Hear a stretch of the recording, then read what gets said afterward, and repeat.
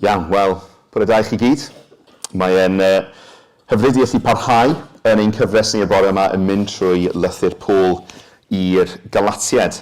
Cyn bod ni'n troi at ein testun i bore yma, dwi jyst eisiau atgoffa ni o be welon ni nos Sul diwetha, lle byddwn ni'n edrych ar yr alegori mae Paul yn defnyddio o Sarai a Hagar. Wnaethon ni weld 4 thema yn rhedeg trwy'r testun yna. Caethiwed a rhyddid.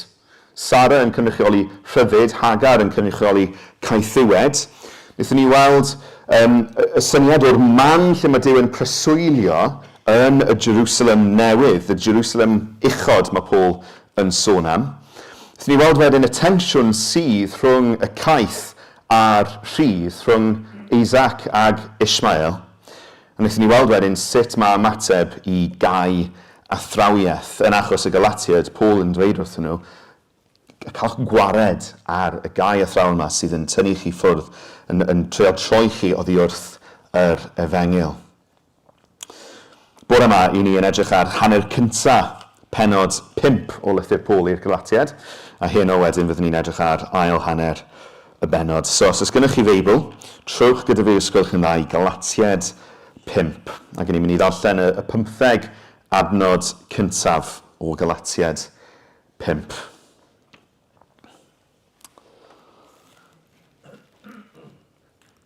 I ryddid y rhyddhawodd Crist ni. Safwch yn gadarn felly, a pheidiwch a phlygu eto i iau caethiwed. Dyma fy ngeiriau i, Paul, wrthych chwi. Os derbyniwch enweidiad, ni bydd Crist o ddim bydd i chwi. Rwyf yn tystio unwaith eto wrth bob dyn a enweidir ei fod dan rwymedigaeth i gadw'r gyfraith i gyd. Chwi sy'n ceisio cyfiawnhad trwy gyfraith, yma eich perthynas â Christ wedi ei thorri. Yr ydych wedi syrthio oddi wrth ras. Ond yr ydym ni yn yr ysbryd trwy ffydd yn disgwyl am y cyfiawnder yr ydym yn gobeithio amdano. Oherwydd yng Nghrist Iesu nid enweidiad sy'n cyfrif, na di-enweidiad, ond ffydd yn gweithredu trwy gariad. Roeddech yn rhedeg yn dda, pwy a chrwystrodd chwi rhag canlyn y gwirionedd? Nid oddi wrth yr hwn sy'n eich galw y daith y perswad yma. Mae ychydig syrdoes yn siro'r holl does.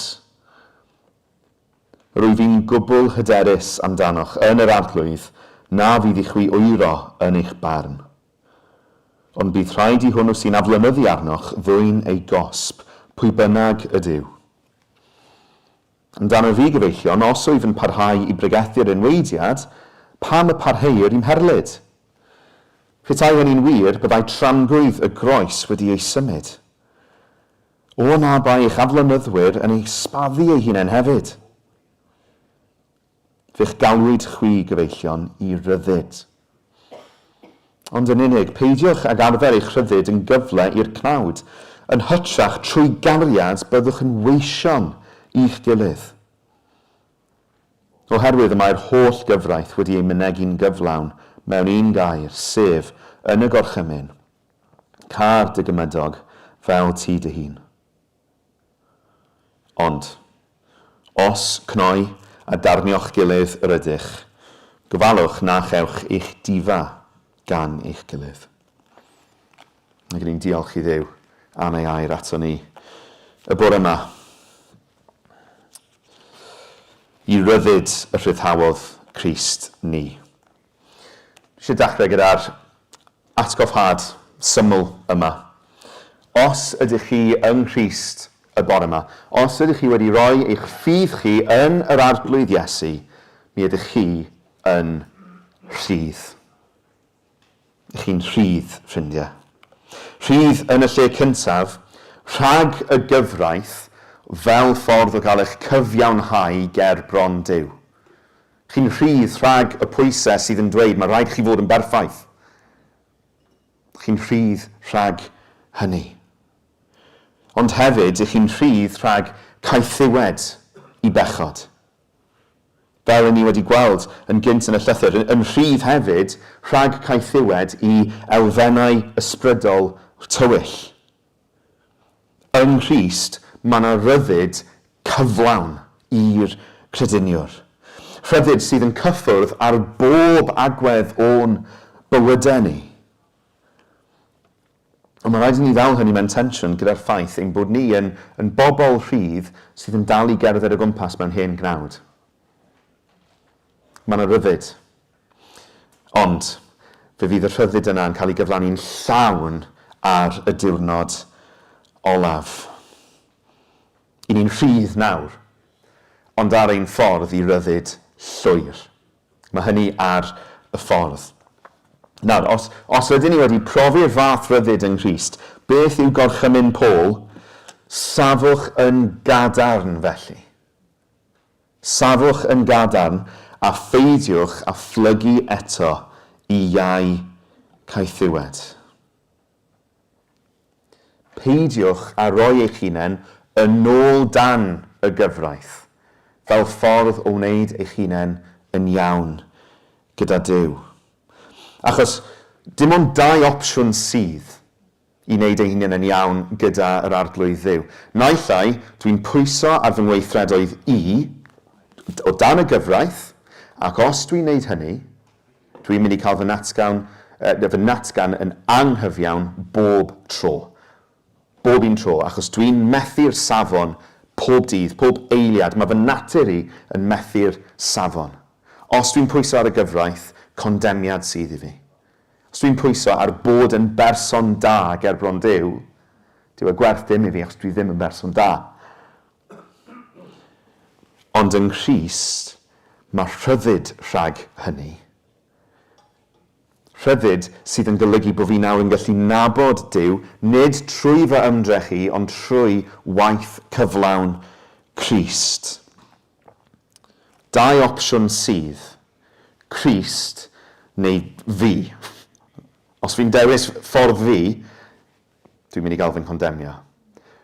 Be mae'r Galatiaid di wneud wrth gwrs, wnaethon nhw ddechrau ar hyd y ffordd yma, ond maen nhw wedi ailgyfeirio a treol dod nôl i'r gyfraith. Be mae Paul yn dweud yw hyn. Os ydych chi yn peidio a byw yn eich rhyddid chi yng Nghrist ac yn dod nôl dan y gyfraith, chi'n rhoi chi'n nôl mewn i gaethiwed, yn nôl mewn i gondemniad, yn nôl mewn i gaethiwed i bechod. Mae dewis y gyfraith yn golygu gwrthod Crist ein cyfiawnhad ni. Dyna pa mor ddifrifol, dyna pa mor serious yw deddfoldeb, legalism. So mae rhaid, meddyliwch, beth sy'n perthyn i fyd y gyfraith na? Hunan gyfiawnder a balchder, mae rhaid i ni roi'r pethau yna i farwolaeth yno ni, fel ein bod ni ddim yn cael ein temptio i feddwl bod gyda ni unrhyw rhan yn y gyfraith ar gyfer ein cyfiawnhad ni. Crist yw'r cyfan, mae rhaid ni ladd unrhyw falchder neu hunan gyfiawnder sy'n eisiau arall gyfeirio ni nôl at y gyfraith. I ni'n rhydd, felly be mae Paul yn dweud, safwch yn gadarn yng Nghrist. Peidiwch ag ymwneud â'r gyfraith o gwbl fer ffordd i'ch cyfiawnhau chi gerbron Duw. Mae nhw'n hollol binary, dau system ar wahân. Nawr, wedi i mi gael fy nghyfiawnhau yng Nghrist a dim ond Crist, pa fath o fywyd ydyn ni wedyn yn byw. Mae Paul yn disgrifio fe fel bywyd yn yr ysbryd. A'r ail bwynt dwi eisiau ni ystyried bore yma yw hwn.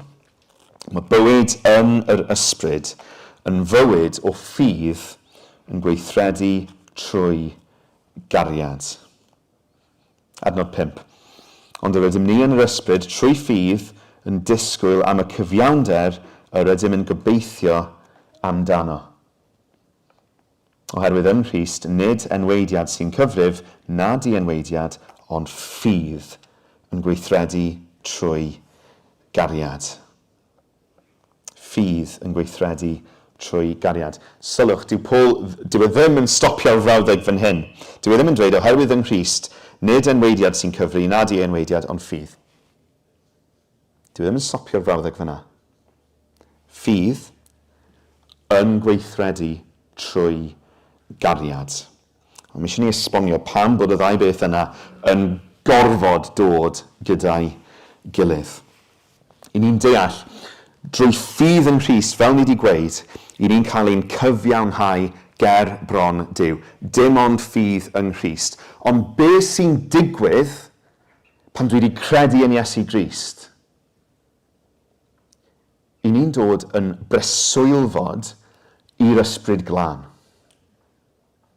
Mae'r ysbryd glân yn dod i fyw yn ein eneidiau, yn ein calonau.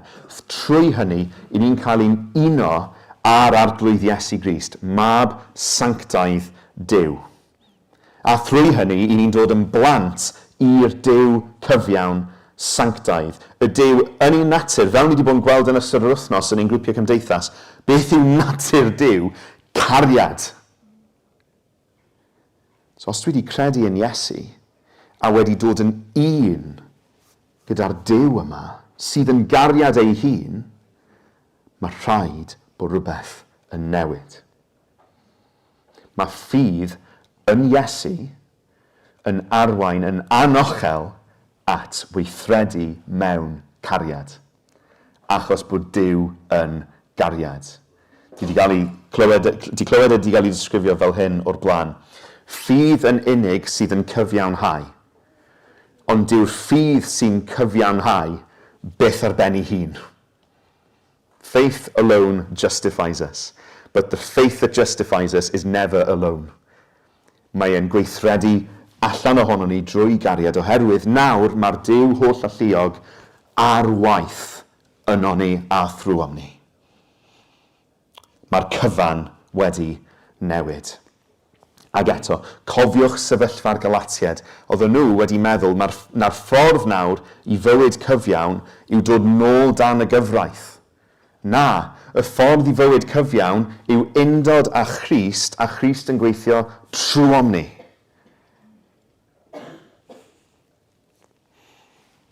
Sgwni, os ydych chi yn sefyllfa Paul yn ysgrifennu at y bobl yma sydd wedi colli golwg ar yr Efengil, sydd wedi syrthio oddi wrth ras hynny yw, dyn nhw ddim yn byw yn ngoleuni gras Duw mwyach, sut byddech chi yn teimlo?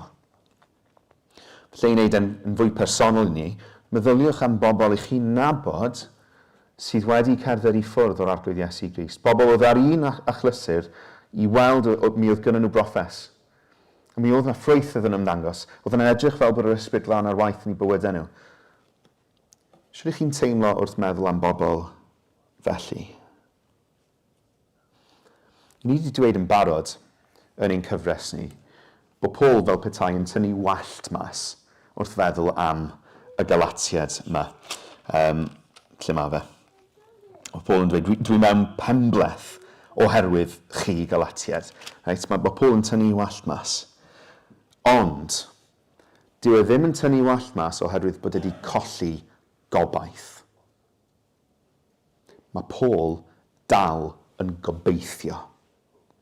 Mae Paul dal yn gobeithio. A dyma'r trydydd pwynt dwi eisiau gwneud. Mae Paul yn gobeithio i'r eithaf. Okay? Edrychwch ar adnodau 7 ymlaen. Roeddech yn rhedeg yn dda, pwy a'ch rhwystrodd chi rhag canlyn y gwirionedd? Nid oddi wrth yr hwn sy'n eich galw y daeth y perswad yma.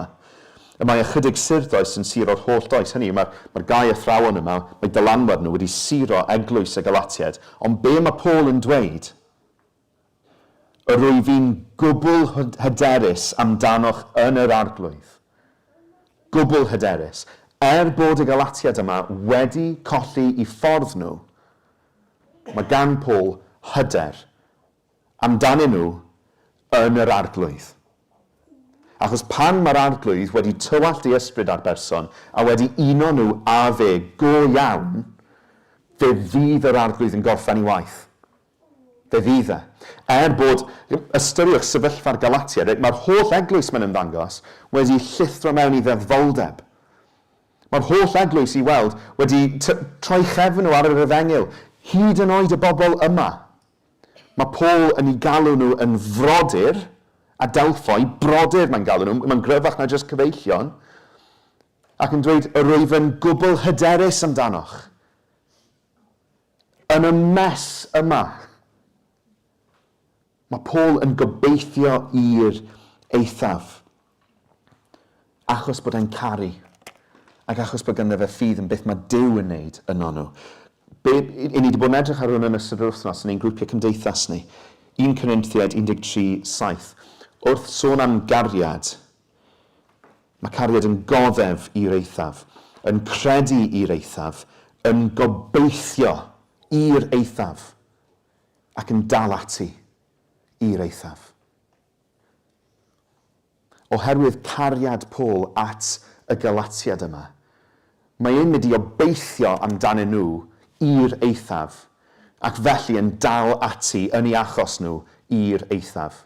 Fel ni wedi gweld, yn dal ati i'r fath raddau, mae wedi defnyddio pob un arf sydd gynno fe mwyn dadle yn y llythyr iddyn nhw droi nôl at yr Efengil. Wrth gwrs, mae'n mynd nôl ar deithiau cynhadol, yn mynd trwy Galatia, mae'n mynd nôl atyn nhw fel eglwysi mwyn cael nhw nôl at yr Efengil.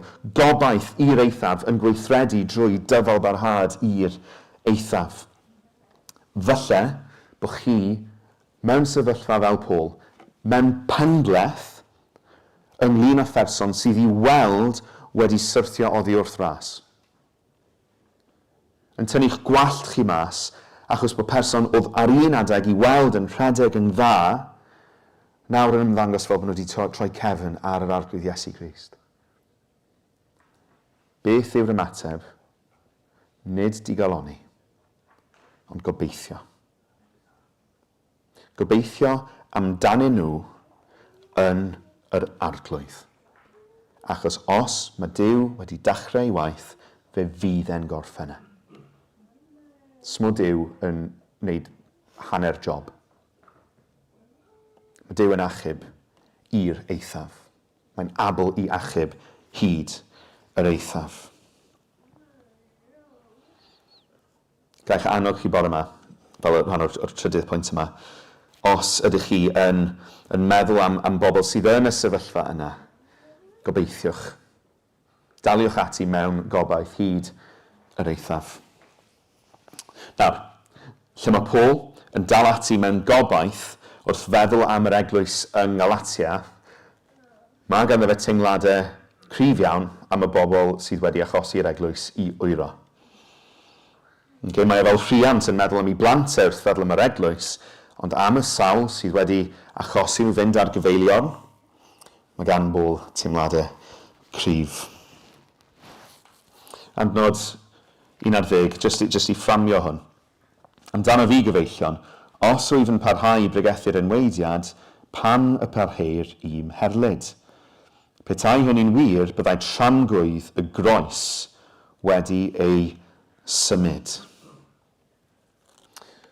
Be mae Paul yn dweud fan hyn yw tasa fe Paul, fel y rhai sydd wedi achosi'r Galatiaid wyro, tasa fe'n pregethu'r enweidiad, hynny yw, dewch nôl o dan y gyfraith mwyn cael eich cyfiawnhau, bydde Paul yn gwadu'r groes. Mae unrhyw un sydd yn pregethu, jyst byddwch yn berson da mwyn nabod Duw. Mae unrhyw un sy'n pregethu hynny yn gwadu'r groes. Mae unrhyw un sydd yn pregethu'r gyfraith fel y ffordd i gael ei wneud yn iawn gyda Duw yn gwadu'r groes. Be mae croes Crist yn ei olygu? Be mae gwaith Crist yn ei olygu neu'n dangos i ni? Wel, dyn ni angen maddeuant, oherwydd nid jyst y pethau i ni wedi gwneud, a dweud, a meddwl, a teimlo, ond ein natur syrthiedig ni. Dyn ni angen maddeuant sydd yn cyfro'r holl bethau yna, popeth amdano ni. Dyn ni angen maddeuant cyflawn. A dyna mae Crist wedi ennill ar ein cyfer ni drwy farw yn ein lle. Maddeuant cyflawn am bob dim gorffennol, presennol a dyfodol i'r sawl sydd yn troi at y fe mewn ffydd. Maddeuant cyflawn sydd fel ni wedi gweud yn ein rhyddhau ni. Be mae pregethu'r enweidiad yn golygu? Mae'n golygu, Mi nath Crist ychydig ar dy gyfer di, ond mae rhaid i ti nawr adio at waith Iesu Grist. Mae rhaid i ti nawr cwblhau be nath Iesu ddechrau ac ennill gweddill dy gyfiawnder ti dros dy hun. Be mae pregethu'r enweidiad yn neud, fel mae'r cau athrawon yma yn yr eglwys yn Galatia yn neud, be mae'n neud, mae'n gweud Iesu Grist, ti ddim yn ddigon. Dyna mae'n dweud. Mae'n dweud, Duw, mae be nes di ar fy nghyfer i ddim yn ddigon, dwi angen adio ato fe. Dyma pam mae teimladau Paul mor gryf. Dyn nhw ddim just, y cau athrawon yma, dyn nhw ddim just wedi achosi'r eglwys fynd ar gyfeilion, ond maen nhw'n poeri ar aberth Iesu Grist drwy ddweud, chi angen gwneud mwy. Maen nhw'n poeri ar waith Crist. Felly, pan mae Paul yn dweud, o na bai eich aflonyddwyr yn esbaddu ei hunain hefyd, mae'n iaith gryf, achos dyma pobl sydd yn dweud bod yr arglwydd nath roi ei fywyd ei hun ein mwynnu ddim di wneud digon. Mae'n dweud bod cyfan Crist ddim yn ddigon ar ein cyfer ni, sydd wrth gwrs ddim yn wir, mae Iesu yn ddigon. Mae hynny'n byth difrifol. Nawr, i'r Cristnogion yma yn Galatia, mae Paul di bod yn slamio nhw tro ar ôl tro gyda'r gwirionedd yma yn yr efengil i chi'n rhydd. I chi'n rhydd. Mae wedi treulio 4 pennod a hanner yn pwysleisio hynny, yn esbonio hynny, yn dangos hynny o bob math o wahanol gyfeiriadau. A nawr mae Paul yn dangos be mae'r rhyddid Cristnogol fod i edrych fel. Be mae'n dweud yn adnodau 13 i 15. Fe'ch galwyd chi gyfeillion i ryddid. Chi'n rhydd. Ond, yn unig, peidiwch ag arfer eich rhyddid yn gyfle i'r cnawd. Yn hytrach drwy gariad, byddwch yn weision i'ch gilydd. Clymwch hynny gyda adnod 6. Okay? Oherwydd yn Crist Iesu, nid enweidiad sy'n cyfrif na di enweidiad, ond ffydd yn gweithredu trwy gariad, byddwch yn weision i'ch gilydd. Oherwydd, mae'r holl gyfraith wedi ei mynegu'n gyflawn mewn un gair, sef yn y gorchymyn, car dy gymydog fel ti dy hun. Be mae Paul wedi bod yn dadlau trwy lythyrau yw'r y ddau opsiwn na, cyfiawnhad trwy'r gyfraith neu gyfiawnhad drwy'r arglwydd Iesu Grist. Chi'n methu cael eich wneud yn iawn gyda Duw drwy'r gyfraith. Caethiwed sydd ar y llwybr na, caethiwed i bechod a chondemiad. Yn Crist mae'n ryddid. Pan ych chi'n rhydd yn Crist, be chi fod i wneud? Cyflawni'r gyfraith go iawn drwy garu eich gilydd. Nid mwyn cael eich cyfiawnhau, ond am eich bod chi wedi carwch eich gilydd. Achos o le mae'r cariad yna nawr yn tarddu? Sut mae'r cariad yna wedi cael ei fframio? Wel, dyn ni ddim yn bobl sydd yn ymdrechu gyda'n gilydd dan y gyfraith yn treol bod yn fwy cyfiawn na'r llall, yn treol ennill mwy o hunan gyfiawnder. Na.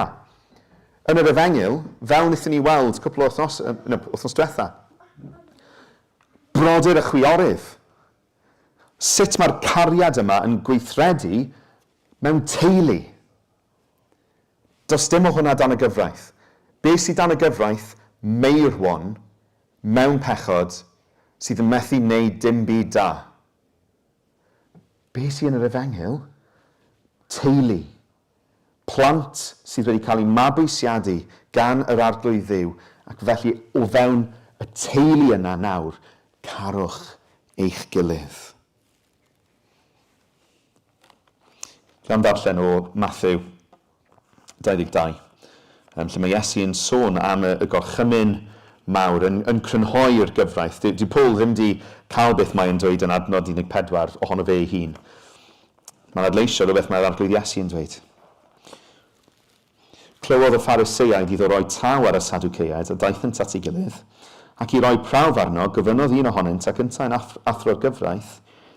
Athro, pa orchymyn yw'r mwyaf yn y gyfraith? Dywedodd Iesu wrtho, car yr arglwydd dy Dduw, ath holl galon, ac ath holl enaid, ac ath holl feddwl. Dyma'r gorchymyn cyntaf a'r pwysicaf. Ac mae'r ail yn debyg iddo, car dy gymydog fel ti dy hun. Ar y ddau orchymyn hyn, y mae'r holl gyfraith a'r proffwydi yn dibynnu. Ni wedi gweud o'r blaen, y tragedi yna sydd i bobl sydd yn ceisio cyfiawnhad trwy'r gyfraith, trial caru Duw, trial caru cymydog, maen nhw'n methu achos bod nhw'n gaeth. Ond yn yr Efengyl, i ni wedi cael ein rhyddhau o gadwynau pechod, pam mwyn gallu caru Duw. Fel mae Iesu'n dweud fan hyn, mwyn caru arglwydd Dduw gyda'n holl galon, ac a'n holl enaid, ac a'n holl feddwl. Dyna'r bywyd ni wedi cael ein rhyddhau iddo fe. Ni ddim wedi cael ein rhyddhau i'r cnawd i wneud be bynnag ni moyn, fel mae Paul yn dweud, peidiwch a defnyddio'ch rhyddid yn gyfle i'r cnawd. Na, smod Duw yn rhyddhau ni o bechod mwyn i ni allu pechu. Mae Duw'n rhyddhau ni o bechod mwyn i ni allu caru. Duw yn gyntaf fel ein tad a'n gilydd fel brodyr a chwiorydd. Mae Paul yn rhoi ond wedyn. Dwi wedi colli y test llun i macro. Paul yn rhoi ond wedyn. Adnod 15. Ond, os cnoi a darnio'ch gilydd yr ydych, gofalwch na chewch eich difa gan eich gilydd. Dyma'r rybydd yn ôl i'r Galatiaid sydd yn y meddylfryd deddfol yna, ond os chi'n mynd i fyw yn ôl y gyfraith, hynny yw eich cyfiawnhad chi, a mesur eich dywioldeb chi yn ôl y gyfraith, a mesur eich statws chi yn ôl y gyfraith, darnio'ch gilydd chi'n mynd i fod yn wneud. Difa eich gilydd. Mae pethau yn symptomau o meddwl deddfol, o legalistic mindset, o beidio ag ymdrin â'n gilydd fel y brodyr a'r chwiorydd mae Iesu Grist wedi ein gwneud ni. Wythnos diwethaf wnaethon ni weld hwn, y llinell na, y gyfraith, ac yn Christ bod pawb sydd i'ch ben y llinell yna yn gyfiawn. Pawb sydd wedi credu yn yr arglwydd Iesu Grist, maen nhw'n gyfiawn. Dyn nhw ddim yn rhyw sliding scale o gyfiawnder, mae'n gyfiawnder llawn yn Iesu Grist. Wel, mae hynny wedi clymu gyda gwirionedd arall. Plentyndod i Dduw a dieithried i Dduw. Os ydyn ni'n gyfiawn yn Christ, mi ydyn ni'n blant i'r un raddau a'n gilydd, a ddim yn ddieithried. Ystyriwch be mae meddwl deddfol yn dweud am y syniad o fod yn blentyn i Dduw. Mae'n dweud rhywbeth fel hyn. Y mwyaf cyfiawn i chi, y mwyaf o blentyn i chi. Y mwyaf cyfiawn i chi, y mwyaf o frawd neu chwar ydych chi. Mae hwnna'n rwtsh. Rwtsh llwyr. Yng Nghrist, i ni yn gyfiawn, ac yng Nghrist, mi ydyn ni'n blant.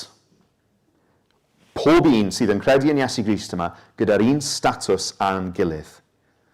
Felly bod fi'n naturiol yn dod mlaen yn well gyda Brian na gyda Hazel. Dyw hwnna ddim yn wir. Ond dwedwch bod bod fi'n naturiol yn dod mlaen yn well gyda Brian. Ydy hynny yn gwneud Brian yn fwy o frawd i fi na Hazel? Nadi. Felly bod Brian yn dangos mwy o ffrwyth yr ysbryd na Hazel. Sa'n gweud bod Cymerwch hwn fel enghraifft. Ydy hynny'n gwneud Brian yn fwy o frawd i fi? Nadi. Achos yng Nghrist mae'n brawdoliaeth ni a'n chwaeroliaeth ni. Mae'n statws sydd wedi cael ei roed i ni unwaith ac yn byth yn y gwaredwr. Ac felly eto, siwt ydyn ni i ymwneud â'n gilydd fel brodyr a chwiorydd mewn cariad o'r lle yna o ddeall ein bod ni'n frodyr a chwiorydd yng Nghrist. Ni wedi cael ein uno gyda'r un mab, wedi cael ein mabwysiadu gan yr un tad. Ac o'r lle yna yn ein calonau ni, i ni fod i garu a gwasanaethu ein gilydd, a chyflawni'r holl orchmynion sydd yna i ni yn y deg orchymyn gyfraith moesol Duw ac yn y Testament Newydd ar gyfer pobl Dduw. Wnaethon ni edrych ar ein yn y cwrdd gweddi, yr ein gilydd i gyd. Sut ydyn ni fod i garu ein gilydd? I anrhydeddu ein gilydd, i gyfrif y llall yn well yn un hunain, yr holl bethau yna. Dyna beth mae'n edrych fel i fyw fywyd o gariad yn yr ysbryd, cariad sy'n golygu bod ni'n weision i'n gilydd. Gweddi fi wrth baratoi oedd y bydden ni yn gynyddol yn dysgu beth yw i beidio a byw yn ddeddfol o gwbl, ond cyflawni'r gyfraith yn llawn drwy Iesu Grist yn ei wir ystyr yn ein cariad at ein gilydd fel brodyr a chwiorydd. Neb a mwy a statws na'r llall. Neb yn fwy o frawd neu chwaer achos y ffordd maen nhw wedi caru fi. Na. Yng Nghrist, pawb yn frawd a chwaer gyda'r un statws a'r un gwerth i'n gilydd. Felly gadewch i ni fyw hynny yn ein bywydau ni fel eglwys. Amen.